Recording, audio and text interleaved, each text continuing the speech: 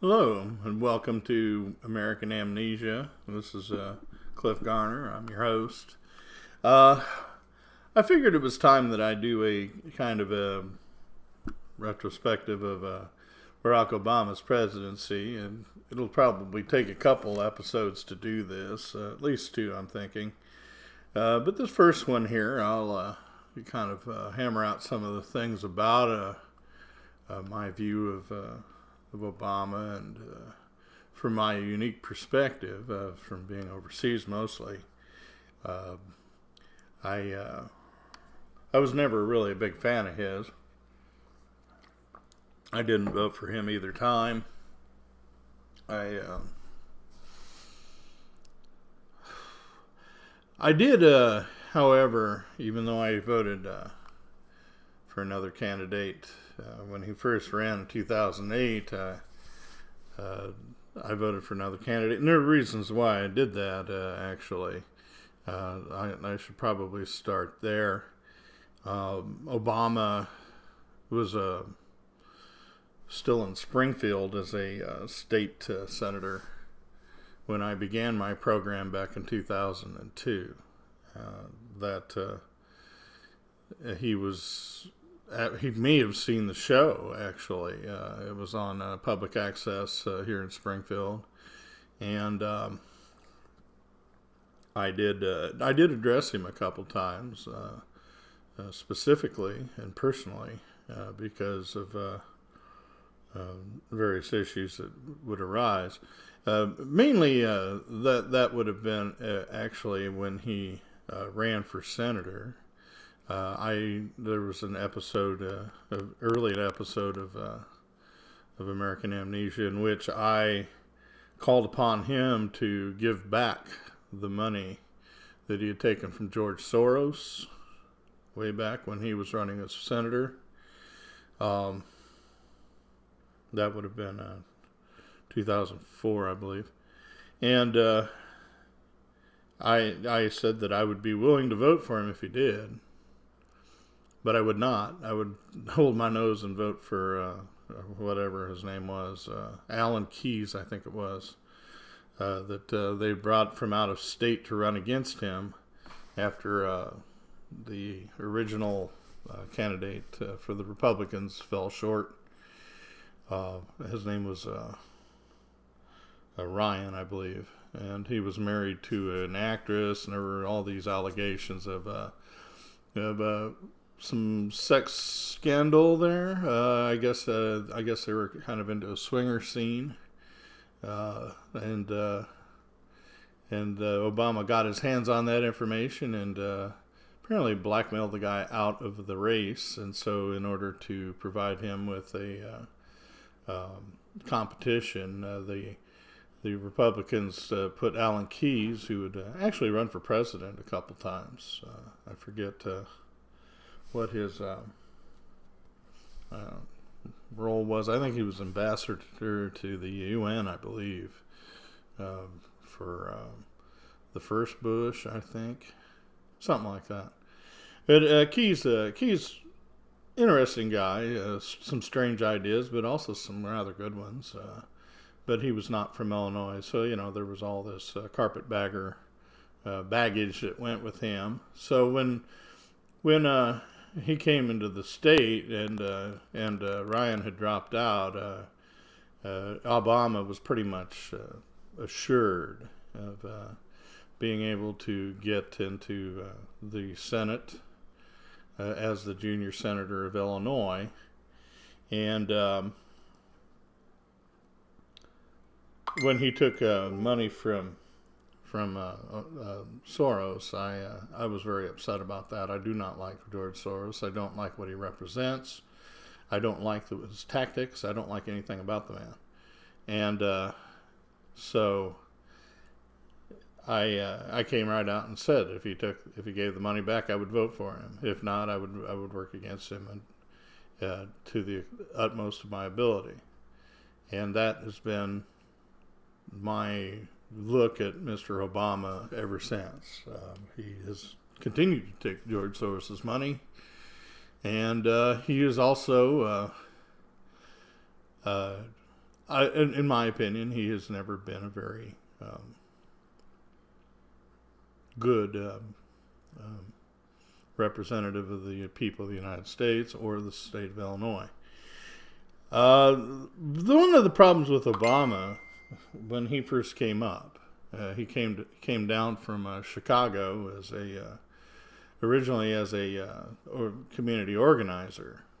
We really didn't know a whole lot about him, and he was a state senator, and he was here in Springfield. Not much about him. I mean, he looked good in a suit. He sounded great when he talked, but he was often out playing around, probably on the golf courses here. There's some actually pretty decent ones in Springfield and the general area. And he really didn't do a whole lot. We really didn't know a whole lot about him. So when he ran for Senate, about all we could say about him was that he looked good in a suit and he spoke well. That's it. And that's it. I mean, there's nothing else to say. I mean, we're the ones that know him the best. There's nothing to say about the man. And so he was always a bit of a mystery. He was never divulging really a whole lot outside of his book, and that's pretty much bullshit. I mean, I don't have another word for what it is than that. I don't believe most of what he wrote about himself. I think he presented himself in the best light as he could. That he has always had this opinion of himself that he's somewhat better than everybody else. And that does show in his attitude towards people. But at the same time, that's my subjective view of him as a person. Nonetheless, when he was the keynote speaker at the Democratic Convention in the next election there, that he was, he was kind of put on the fast track to run for president. He didn't serve as a senator from Illinois for very long. I mean, he learned from Dick Durbin, who I really, you don't want to know my opinion of him. I think very lowly of the man.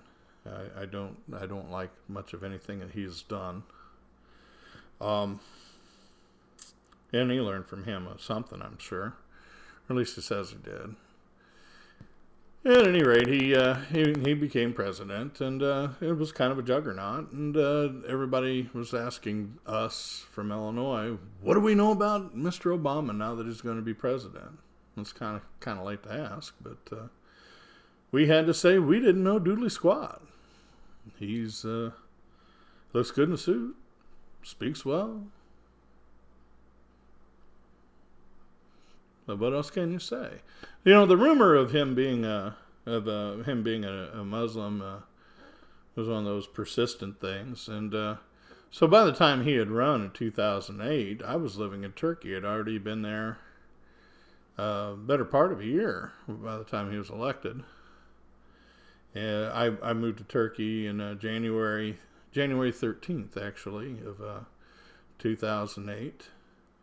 I had spent a year in China from 2006 of September until July, actually, just short of a year, July of 2007. And I'd come back, and I spent some time here with my friend Michael Sheehan, and then we were going to originally go back to China, and we ended up moving off to Turkey because of problems with our company that we were working for in China.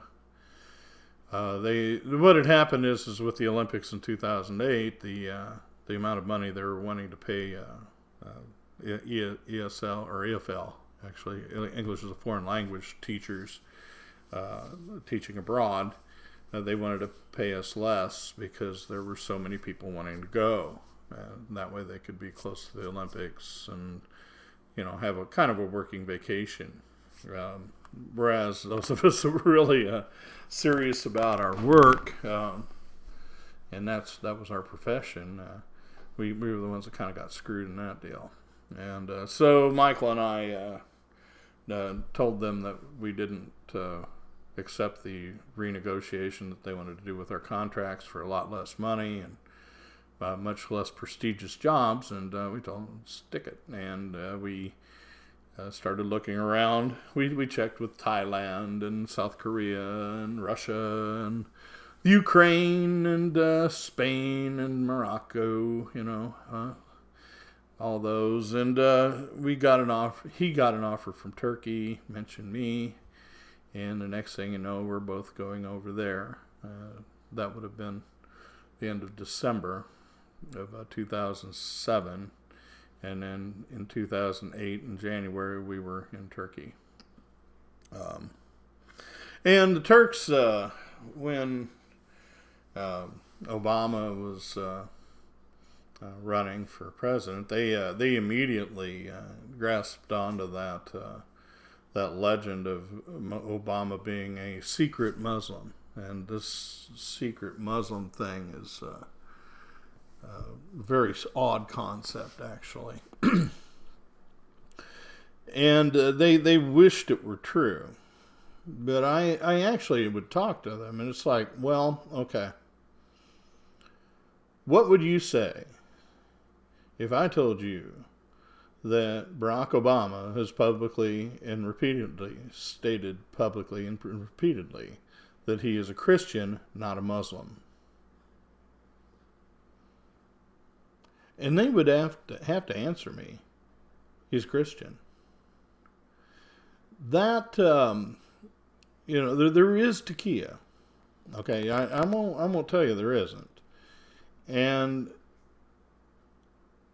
the problem with tequila is that the denial of being a Muslim is as serious as it is for a Christian to deny Christ. That's the bottom line here. There are very stringent rules as to the circumstances in which one can deny their faith. And that is really only under pain of death. He's not under pain of death. Is it acceptable that he practiced tequila in this way to promote Islam? No. He's supposed to do it as a Muslim. This is part of his jihad. So the balance of people who would judge on that would actually say that he is not a Muslim, and actually that if he ever were, that he is an apostate and would be under the penalty of death.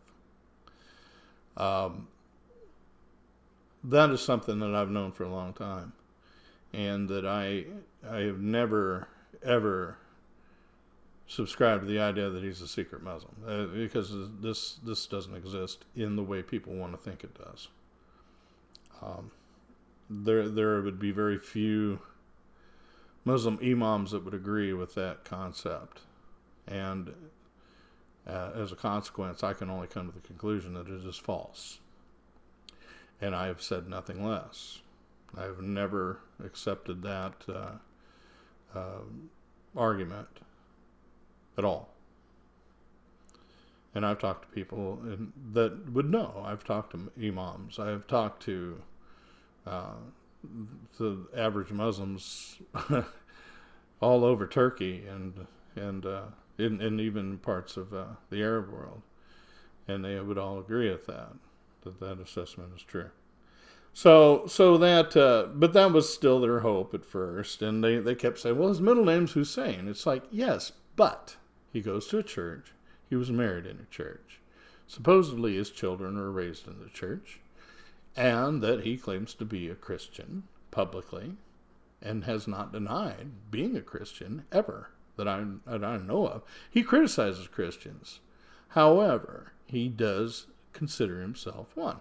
I mean, let's not go with the one true Scotsman or the no true Scotsman nonsense. Just let him identify himself as he sees himself. No more complication than that. So that's that. I did not have a good feeling about him because I knew that he had not been very forthcoming with the people of Illinois, with the people of Chicago, with the people in Springfield, the people in the U.S., period. He just has not been a forthcoming person. And it was always kind of curious, where did this guy come from? And the backdrop of that has never been, to my satisfaction, has not been satisfactorily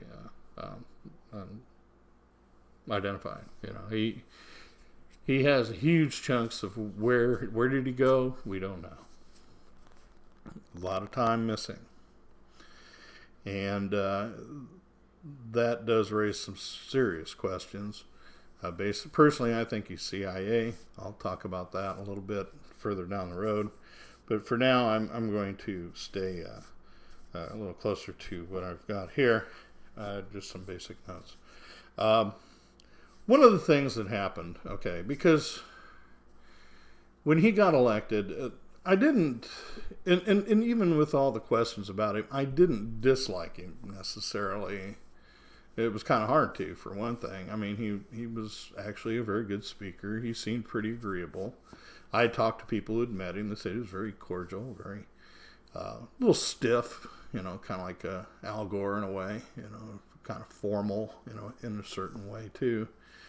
But also, but very personable in another sense. He was at least cordial, and he was polite, and he was willing to shake your hand and smile and pretend he listened.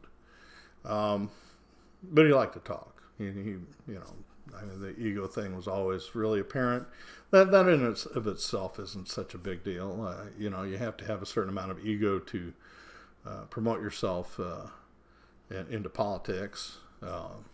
I'm a musician, I know about egos, and I have one myself. So, I don't have a big problem with that as long as it doesn't get in the way.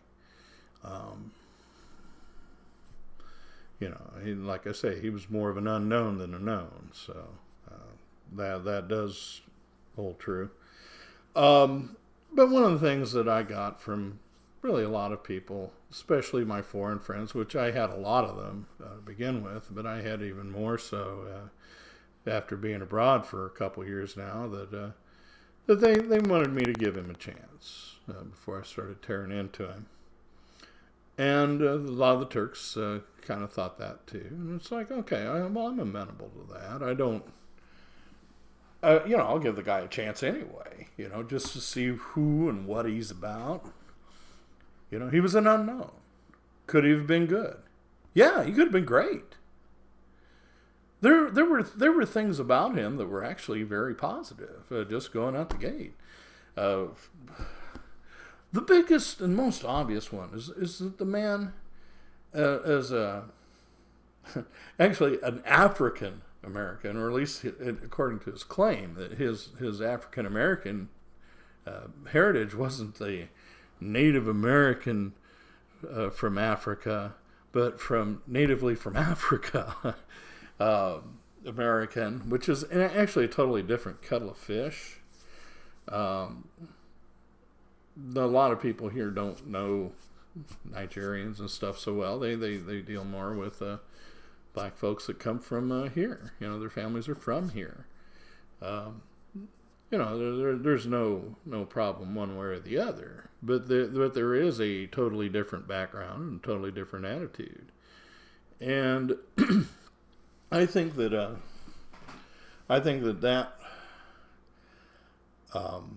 image was the one that Mr. Obama liked to project the best. He didn't think of himself as an ordinary black person from America.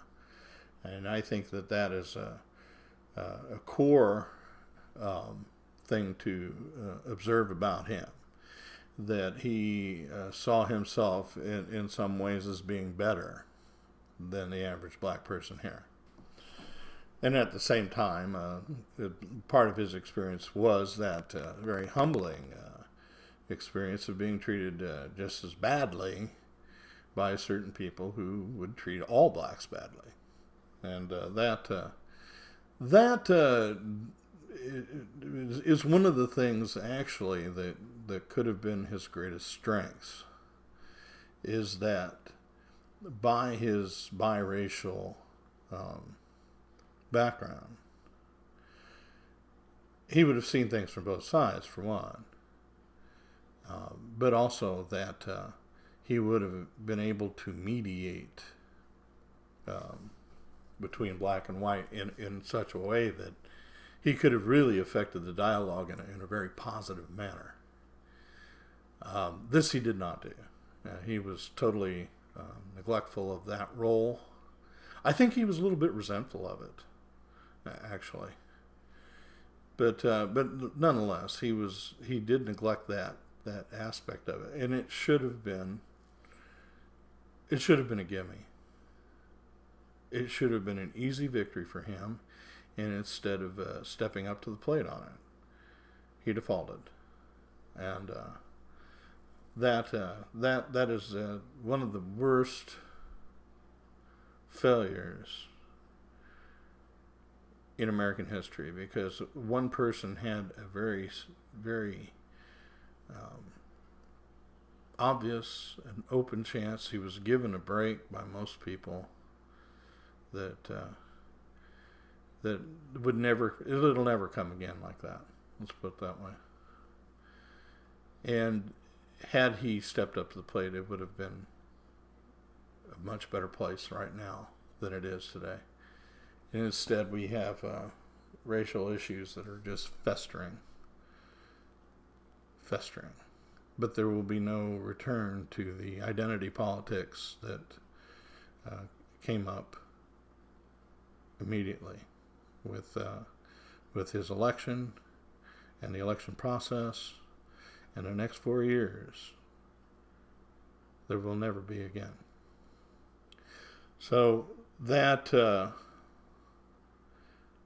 tragedy that we're dealing with when we look at Mr. Obama, that he had this fantastic opportunity and blew it. And maybe he did it deliberately. So at any rate, I reserved my criticism of him for a year. I gave him every chance to succeed. I bent over backwards. Sometimes there were things that just really irked me that came up in the process. The first thing that he was talking about was becoming an FDR with shovel-ready jobs, right? That's a big joke, and everybody laughs about that even today because they weren't there. There were no shovel-ready jobs. He never came up with them. It was a big promise that he didn't keep.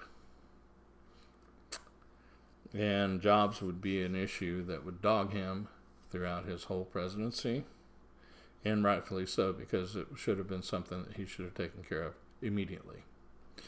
The bailout. We have to be a little more granting, I suppose, with that, because the economy from Bush was a fiasco. Did he have anything to work with? Well, he had a lot to work with. And he continued what Bush did, just throwing money at the problem. And he brought in Bernanke and Geithner. Those were his people. And those two, they printed more money. I don't know if they've stopped printing money yet. What they're doing is that they've printed so much money is that basically they're trying to buy back the debt, is what they're trying to do. It'll be interesting to hear how much money's been printed, and when they buy it back, they'll just have to burn it. We'll see what happens there. But that's what they did. And did they stanch the bleeding? Yeah, pretty much. I mean, it's like they were Bush 2, really, and that would be what Obama was for the most part anyway. He was Bush 2. And that's what he did. He did what Bush would have done. And he stanched the bleeding, and the economy eventually evened out, which it would have done on its own, actually. But the thing was is that something came out of that, and it was this philosophy of too big to fail. And that was the first place that I had to bite my tongue so hard that instead of becoming extremely critical, what I did is I went into a lot of personal research. I started researching economics and the economic devices that were in place at the time of the economic fail in 2008, 2007 through 2008, actually. The things they were doing with real estate, what Barney Frank and President Bush had made a kind of a devil's deal in which they were extending property ownership to poor people, and specifically to black people, to enfranchise them, which I applauded. I thought that was fantastic. I thought that was a great idea. But what they did was that they had pressured the banks into lowering their standards, and by doing that, they created these derivatives in order to back the money up, basically, and make these things worth something as an investment. So what happened is that because of Glass-Steagall being repealed by Bill Clinton back in '94, I think it was, which I denounced then. I'm a libertarian, but there's certain points of philosophy that just don't fit in with the reality. And one of them is the idea of not regulating banks. This whole deregulation idea and privatization idea, it has merit up to a point, but there are points at which it becomes unable to be unsustainable, but unable to be justified. Particularly things like banks, where the potential for abuse is huge, and the effect on other people and other types of businesses and other endeavors, including people that aren't in business, will be affected negatively by these entities. And so one of the things that FDR did that was very positive, and we can argue his legacy all you want, but typically he did some good things, did some bad. One of the better things he did was Glass-Steagall, in which he separated the investment banks from the savings banks, so that where you put your money as a savings person was secure. Investment banking is a completely different aspect of the whole field, and actually, as far as it goes, the two are completely different. They are not the same thing, but they do entail the passage of money, the circulation of money, of investing money into different places, stocks and everything else. I mean, and what you have with derivatives, the derivatives come from actually a rather good tradition, in which you had people like farmers, and farmers often would have to bargain against their future yields in the fields, or through their meat products, or whatever, whatever they're raising. And this is the basis of commodity trading, okay? And those are derivatives. Those are derived from a potential future, okay? So does that future always become actualized? No. Things like drought can affect it. And so the futures of wheat will be negatively affected by the weather And then when that crop comes in, then the actual value of that material, that actual commodity, will be affected as well. So you might have people that have spent a lot on the futures anticipating a good crop and they got a bad one. Well, there will be people who will lose right away. Those that have stayed in the game will stand to make money from selling the product itself at a higher price because of the market force of supply and demand will force that. So you can kind of see how this works. So what they were doing was they were taking these mortgages that they had made, and they were mislabeling them as being good when they were not. So what had happened was when they started readjusting the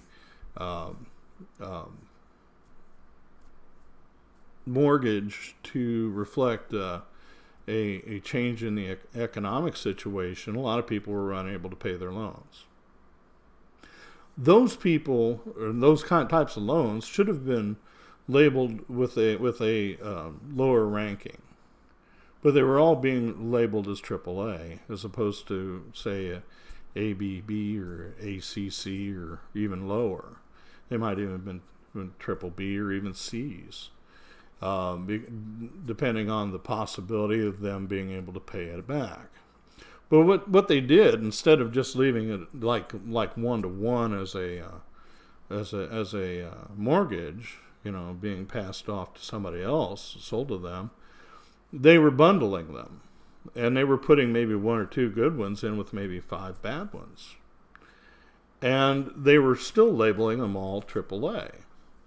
So what you had people at Standard & Poor's and other ratings agencies were actually mislabeling the product, this derivative, and you had banks that were selling them shamefaced, bald-faced actually. There was no shame at all, telling the purchaser that they were a higher quality investment than they actually were, and that you had people that were being gold into buying them. You can see where the economic consequences were horrible, because sooner or later that bubble would pop and everything would come crashing down. It did, and it affected the whole world. And instead of arresting the people at Standard & Poor's, and instead of arresting the people at the banking institutions that sold those, they took it out on the people that were mislabeled. They took their property away, for one, especially the ones that did not pay on their mortgages. And they took away the properties of some of those that were bundled with lower ranking investments as well. And they lost their homes in spite of the fact that they were honest. He didn't do anything about it. This is a blot on Mr. Obama. It was just going right out the gate because he did not do a thing about it. And he allowed the banks to stay in place. Too big to fail. But I didn't criticize him for that until after time had passed. I was investigating it, and I looked into it, and the deeper I looked into it, the more appalled I was. And the more I learned about it.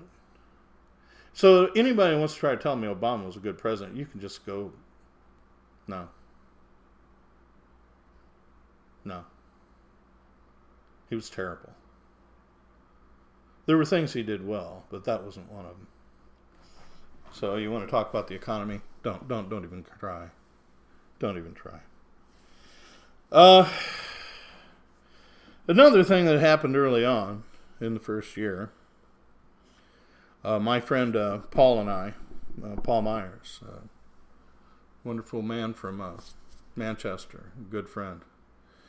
He and I watched the speech that Obama gave at Al-Azhar, That's the university in Cairo in which he spoke. And he and I both stood there, well, actually sat there, and we were just slack-jawed going, wow. Wow. That was impressive. And the way he spoke about bringing the East and West together and to bring a time of greater understanding between the culture of the West and the culture of Islam was inspiring. It really was. And living in Turkey, you know, I felt good. I felt good. I felt inspired.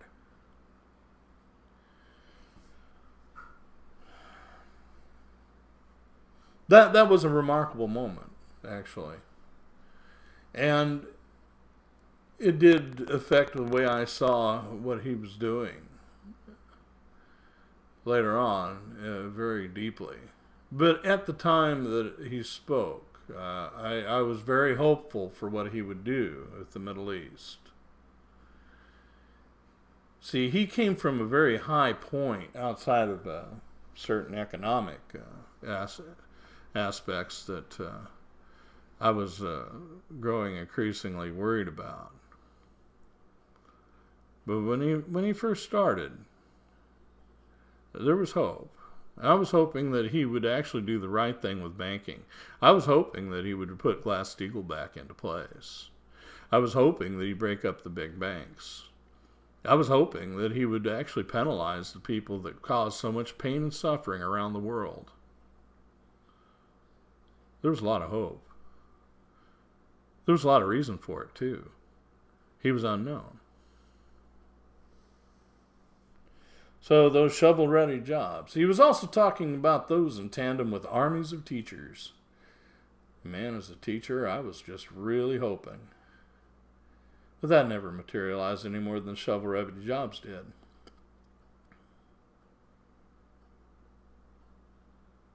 So those all went right down the tube. All went right down the tube. So that high point rapidly slid into a place where I couldn't help but to criticize. And then we have Obamacare. Oh boy. And I won't go very far on that. This is getting quite long enough. But I will say this. When I was in Turkey, one of the best things that President, well, at the time Prime Minister Erdogan had put into place was the healthcare bill that he pushed through his parliament. And basically what it is this.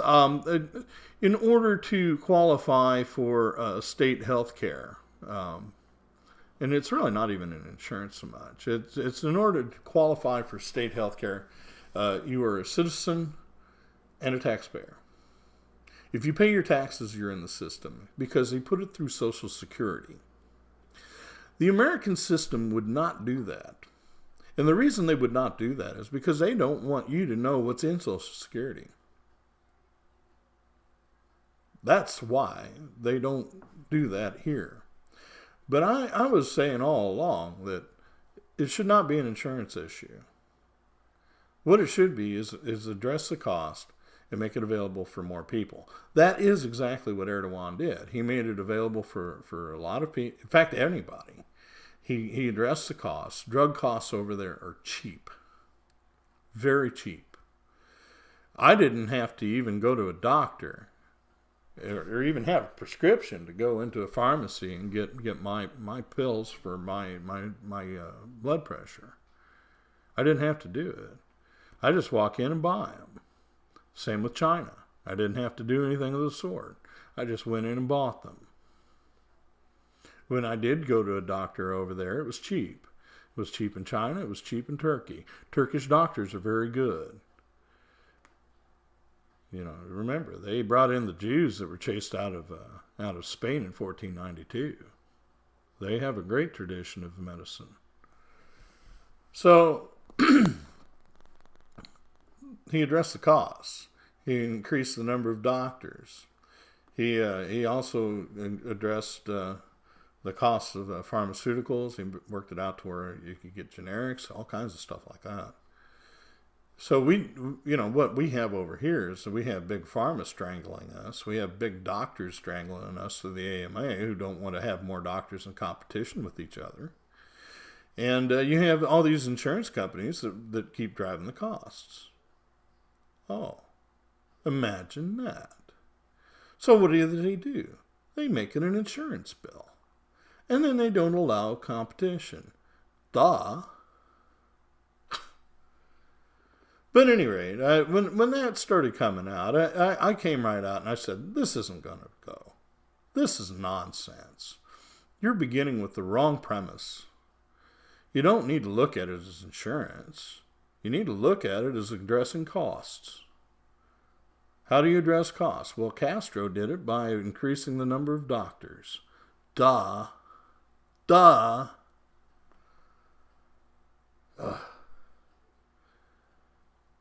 I'll leave it from there. This has gotten quite long. But I will return on this point. So meanwhile, from American Amnesia, this is Cliff Garner. Talk to you later.